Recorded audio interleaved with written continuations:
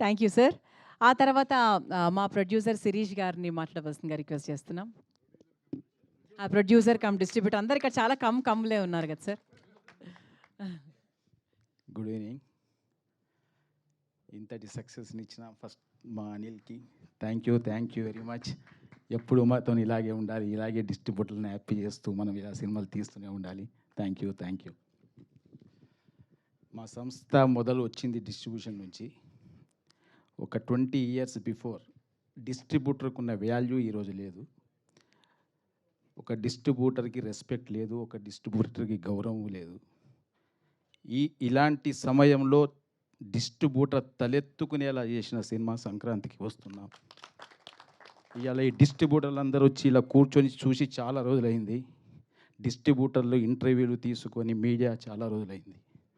ఒకప్పుడు స్టార్టింగ్ ఒక 15-20 సంవత్సరాల క్రితం ప్రతి డిస్ట్రిబ్యూటర్ దగ్గరకు వచ్చి ఇంటర్వ్యూలు తీసుకునేవాళ్ళు. సినిమా ఎలా ఉంది, ఎంత కలెక్ట్ చేసింది, ఏంది అని. ఈరోజు అది లేదు. ఒక సినిమా ఇంత కలెక్ట్ చేసింది అని మీడియా, ప్రొడ్యూసర్స్ ఎవరికి వారే ఫిగర్లు వేసుకుంటున్న రోజులు ఇవి. నిజాయితీగా డిస్ట్రిబ్యూటర్స్ ముందుకొచ్చి ఈ సినిమా ఇంత చేసింది అని తలెత్తుకొని చెప్తున్న సభ ఇది.